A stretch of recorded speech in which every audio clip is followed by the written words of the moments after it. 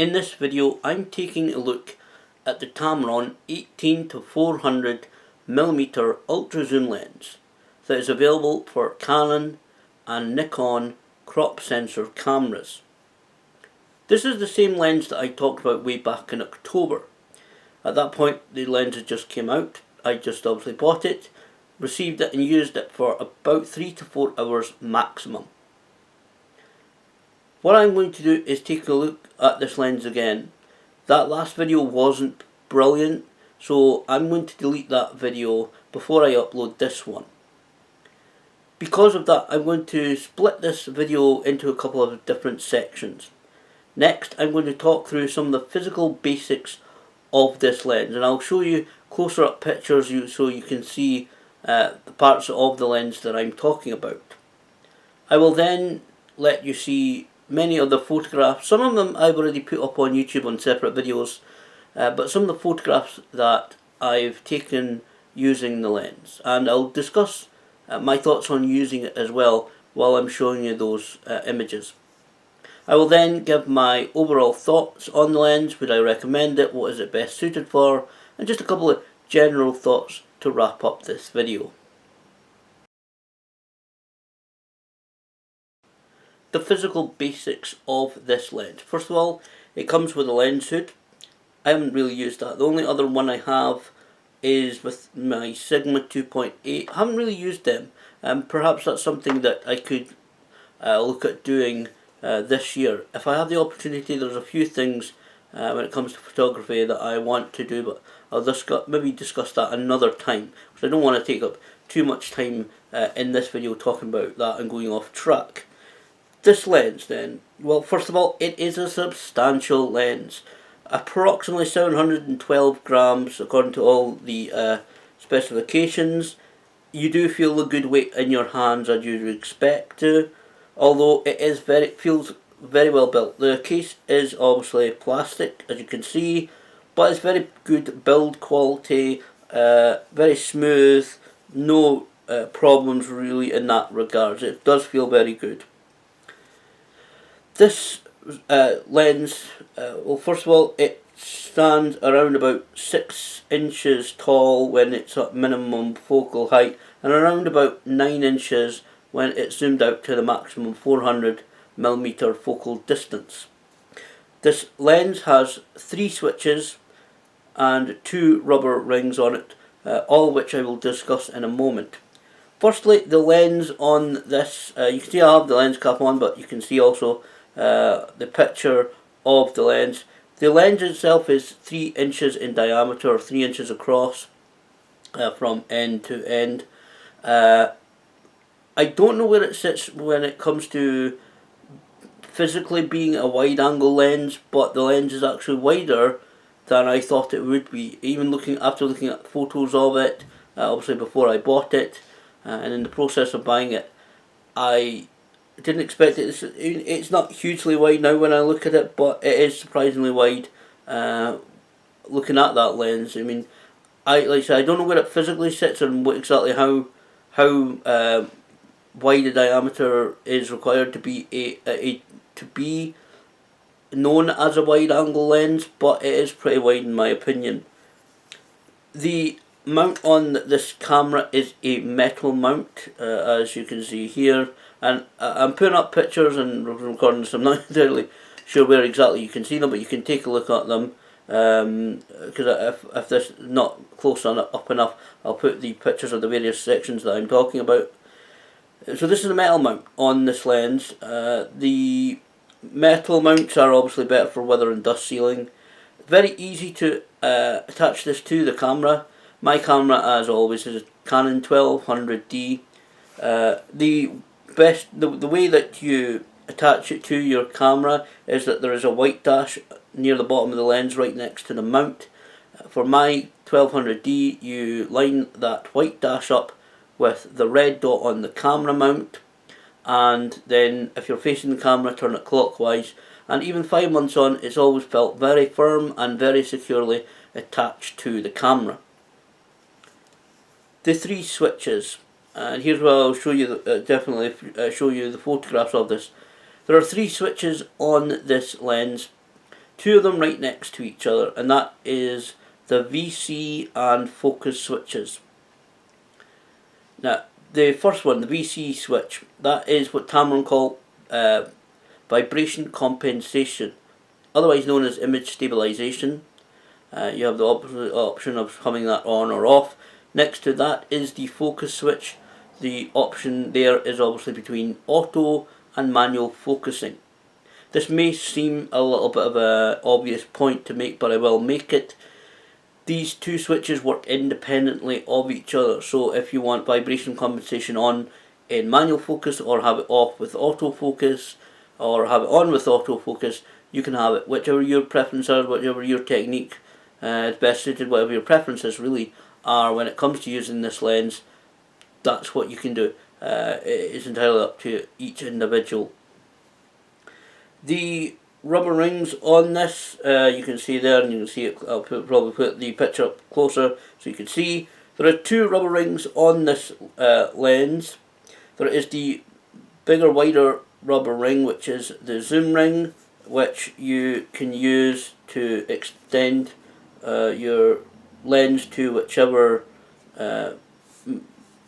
focusing distance you wish to use, whether you're going from 18, which is the minimum, as I said, to 400, which is obviously the maximum again, or somewhere in between, depending on whatever you're photographing at the time. It's entirely up to yourself.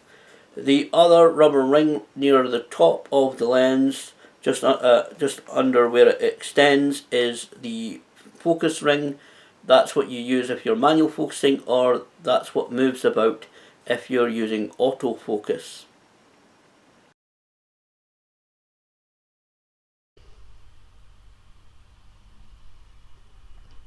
The basic theory of using the lens, like many others, is pretty simple. You attach it to your camera, adjust your settings to what you wish to use, and off you go. Actually, using this lens is slightly more difficult, I found. Firstly, the zoom on this lens is slightly sticky. This tends to happen from around 60mm, and it means you have to use a bit more force than I was, at least at first, comfortable with using to fully extend it. Also, at some points, the sharpness of photos at full zoom were slightly lacking. This may be down to the way that I was using the lens, as at others it wasn't much of a problem. I would perhaps suggest using a tripod if you wish to take photos at the higher zoom lengths. The apertures on this lens means that it's not really a low light lens. At the minimum focal distance of 18mm, it will sit at f3.5 and reach f22, but at maximum it will automatically shift to f6.3 and reach f40. Some more experienced photographers may be able to use various techniques to improve the low light performance, for example, long exposures. All of the photos you are seeing have been taken in JPEG format and are unedited. I've been pretty happy with the results I've gotten so far. Of course, with editing software and or shooting in RAW, which is something I do want to try out this year, results can be adjusted if needed or wanted.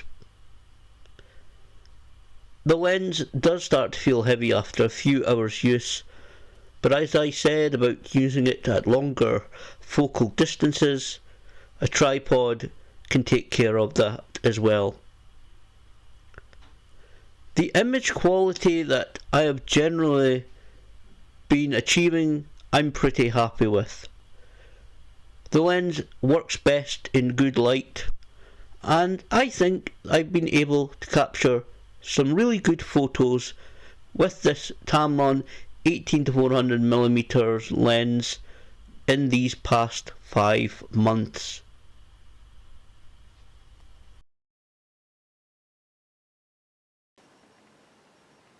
Whenever I talk about photography or put up a video, whether it be a picture video uh, of wrestling shows or photos of around the city of Dundee, I always approach things from the status that I am as an amateur or hobbyist photographer. And that's what really talking about this lens is obviously my viewpoint again. And in saying that, I have to say this lens I feel is a bit of an accessory lens.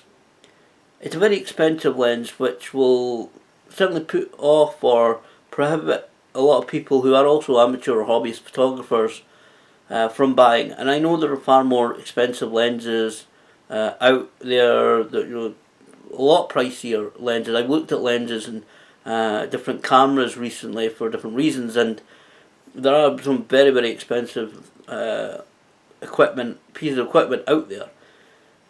Saying that, the price will prohibit or stop many people in my position as an amateur and hobbyist photographer from buying the lens, which is a great shame.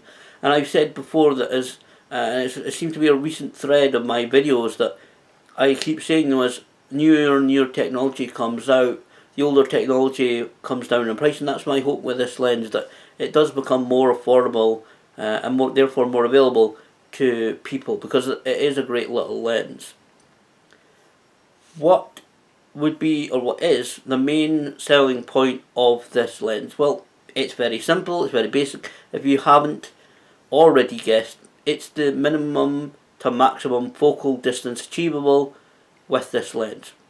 The ability to go around about 382 millimeters, and I know some people say, well, with it being crop sensor cameras lens, you may get a magnification. I'm not an expert on that, so I can't really talk to that, but certainly it's the focal distance achievable in this lens that is the selling point of this lens. It's the reason why people will pick it up, the reason why people will buy it.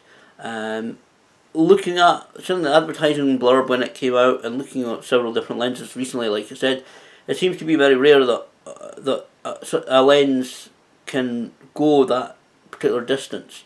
That range of distance, going, like I said, around about 382 or so millimeters. So it's very rare in the lens, and that is going to be the main reason why people like myself are going to buy it, because they want that ultra zoom capability of this lens. What is this lens then suited for if people do pick it up? Well, I think it's really what this lens has been geared towards, and all advertising run up to this lens being released. And I won't say I always keeping an eye on this whole lens from beginning to release, because it was only really a short time before it was released that I actually became aware of it.